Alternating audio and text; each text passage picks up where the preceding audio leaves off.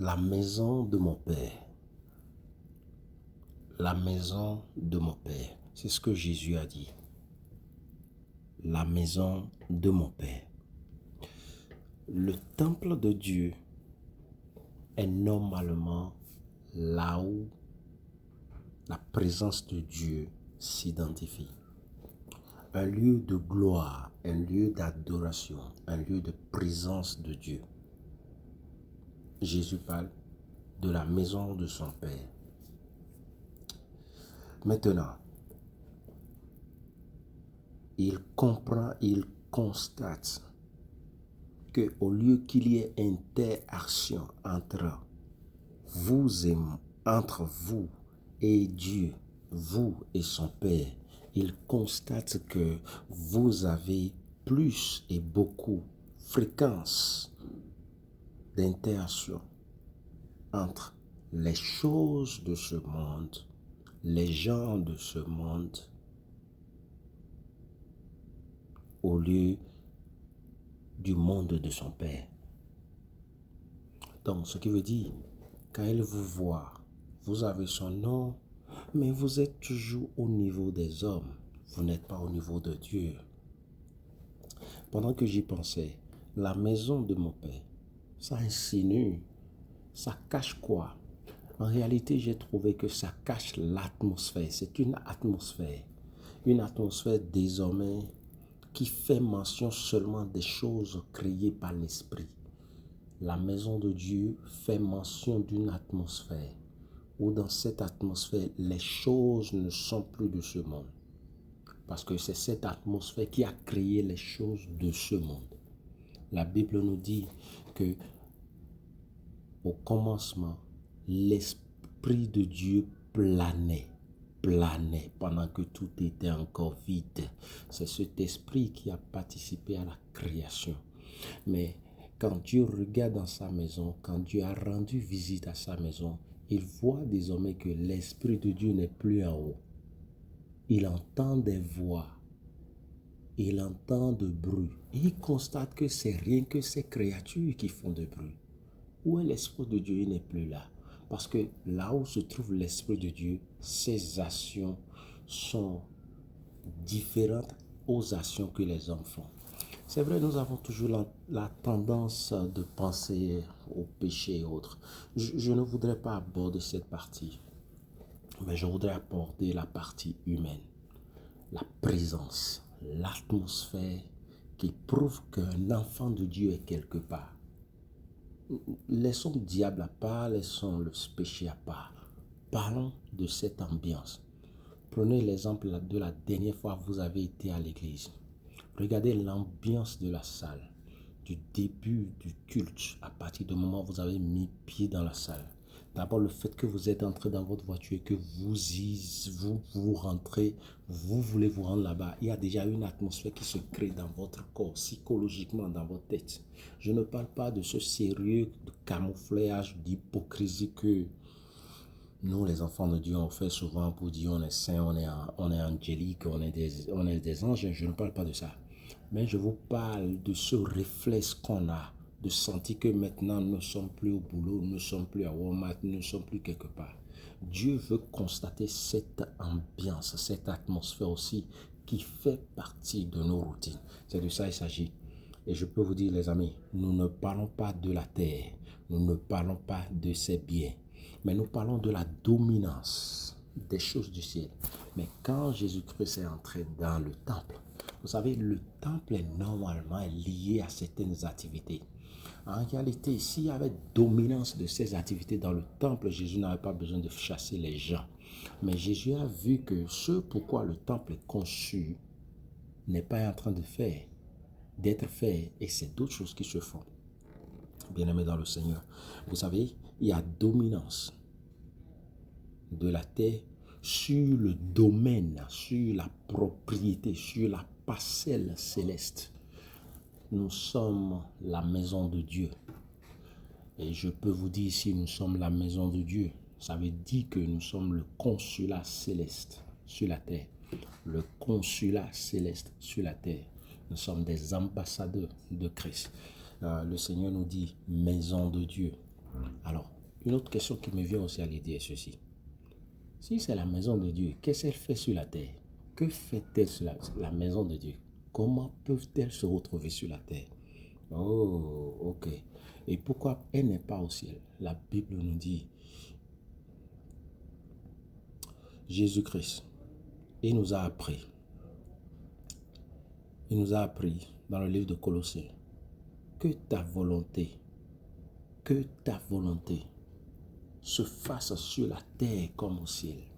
C'est ce qui montre que la terre n'est pas négligeable. Si Dieu l'a créée, c'est que ça a son importance. Dieu a-t-il commis l'erreur de créer sa maison sur la terre? Non, bien sûr que non. Ce n'est pas une erreur. Il n'a pas commis une erreur.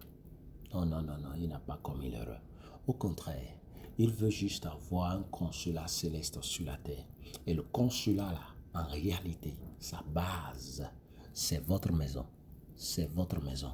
C'est pourquoi il vous a appris que pour pouvoir reproduire la culture céleste sur la terre, précisément dans votre maison, même déjà en faisant, c'est-à-dire pour connecter votre maison par le Wi-Fi, qui est le nom de Jésus-Christ, il dit que quand vous allez vouloir prier, la façon, le mot de passe, c'est que ta volonté se passe dans ma maison, comme cela se passe dans le ciel. Donc, ce qui veut dire que vous n'appartenez pas à la terre, vous n'appartenez pas à ce monde. Vous y vivez, mais vous n'y êtes pas un enfant. Ok, je descends de là. La maison de l'Éternel, la maison de mon Père. La maison de mon Père. Jusque-là, je ne parle pas encore de péché. Non, je ne parle pas encore de péché. Mais je vous parle en tant que créature. Je vous parle des créatures et de leur Créateur. Et il a créé les choses, il a créé des domaines aux choses. Et la Bible nous dit, quand je regarde, Dieu n'est pas contre que vous allez travailler. Dieu n'est pas contre que vous travaillez même 10 heures, 12 heures par jour. C'est vrai, nous avons toujours fustigé ça, nous passons beaucoup de temps au boulot. Combien de temps nous passons pour Dieu, pour lire la Bible et autres. Tout ça là, ce n'est pas mauvais. Travaille toute la journée. Si ça t'arrange et ça arrange ta famille, ce n'est pas aussi un problème. Ok? Avoir des amis, être en famille, être avec des amis, faire des sorties, ce n'est pas un péché. Ce n'est pas aussi un programme. Avoir des projets, avoir des programmes, être dans ceci, faire cela, être toujours busy, ce n'est pas un péché. Ce n'est pas un péché. Les mouvements au sein des hommes, vous avez des sorties à ceci, vous devez faire cela, ce n'est pas un péché. Mais vous savez, ce qui énerve Dieu seulement est que quand vous faites tellement beaucoup de choses et que vous êtes sa maison, vous et votre maison est sa maison. Vous êtes sa maison. Vos enfants sont sa maison. Votre femme est sa maison. Et qu'ils voient tout ce que vous faites là. Il n'y a même pas eu quelque chose concernant le pays duquel vous êtes venu. Or, vous êtes son consulat dans un autre pays. C'est là il parle de. Là, ils doivent prendre les choses maintenant d'une autre façon. Il doit utiliser la main dure pour gérer cette affaire-là. Parce que vous ne le représentez plus là où vous êtes. Il voit que vous ne faites que les choses de ce pays-là. C'est comme si le consulat américain au Bénin, et ce consulat ne fait plus rien concernant les États-Unis. Ce consulat commence à faire les choses comme les Béninois. Ce consulat n'a même pas le drapeau des États-Unis au haut. Non. Et ce consulat est venu mettre le drapeau du Bénin au niveau du consulat américain. Ce consulat ne parle même pas l'anglais. Ce consulat n'a même pas les moyens, les domaines informatiques. Ce consulat commence à délivrer le visa béninois au lieu du visa américain. Ce consulat commence à faire les choses comme les Béninois au lieu d'être américain. Bien-aimés dans le Seigneur, c'est ce qui s'est passé exactement. Dieu n'est pas contre tout ce que nous faisons. La preuve, il a créé, il nous a mis dedans et il nous a dit de dominer.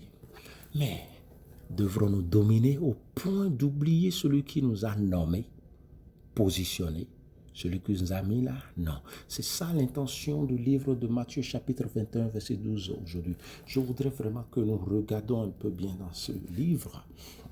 Vous allez comprendre que Dieu veut que son esprit continue de planer sur votre maison, comme cela a toujours été. L'esprit ne plane pas ou ne planera pas parce que la maison est vide. Mais l'esprit veut planer qu'elle soit vide, qu'elle soit remplie, l'Esprit veut planer.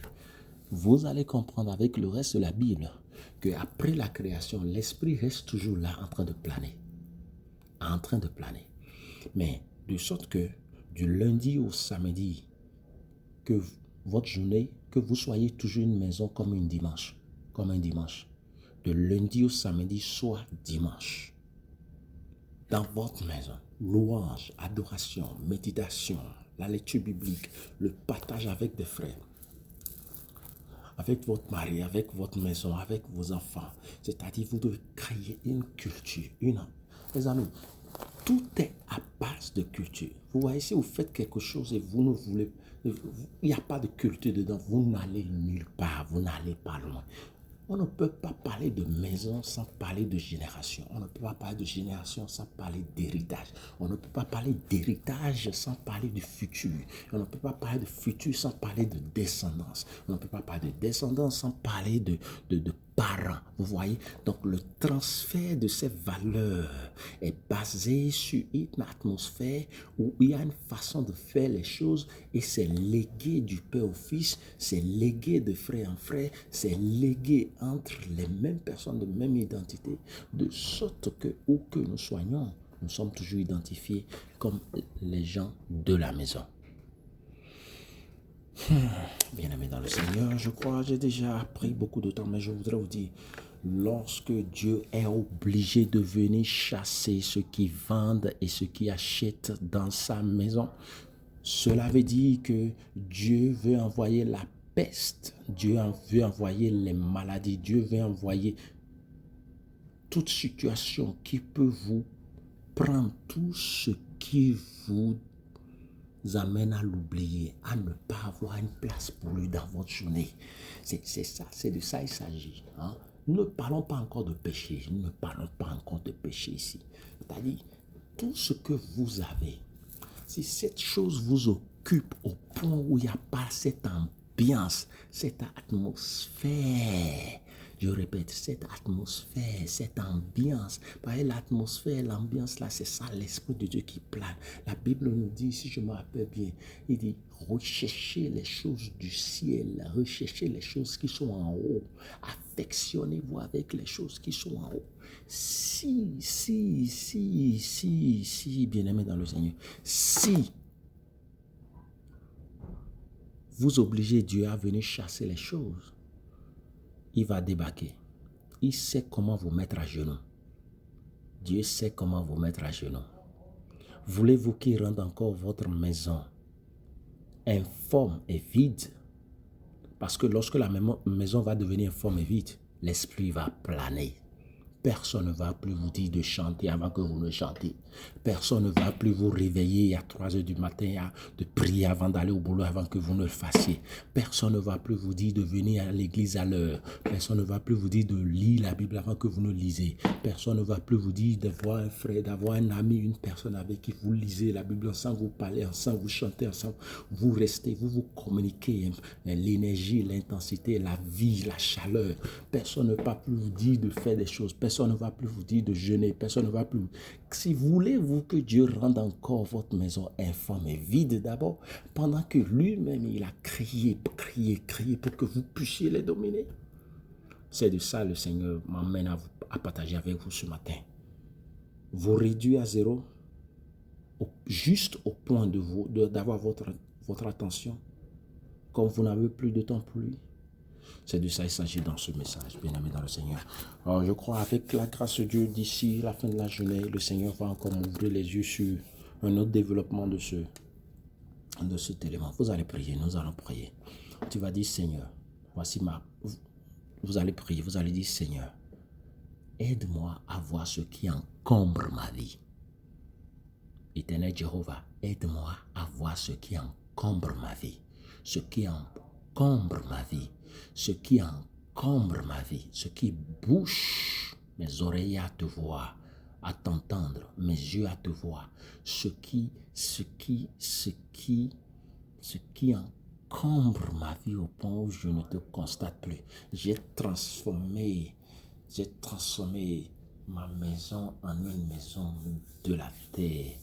Mes enfants ne savent même plus que je suis chrétien. Les enfants savent seulement que je suis chrétien le dimanche, on va à l'église le dimanche seulement. Il n'y a rien dans mon monde ici, si ce n'est que nous allons à Walmart, nous allons au boulot, nous faisons des sorties, nous allons au parc, c'est seulement tout ce que mes enfants savent ça.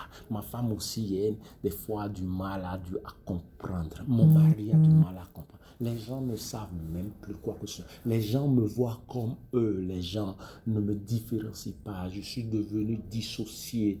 Même poisson, même chose. Il n'y a rien de différence. Seigneur, s'il te plaît, s'il te plaît, s'il te plaît, je ne voudrais pas que tu enlèves de ma main, que tu me retires ce que tu m'as donné parce que je ne fais plus la culture de l'atmosphère céleste. Seigneur, aide-moi à remettre les choses en ordre dans ma maison. Au nom de Jésus. Amen.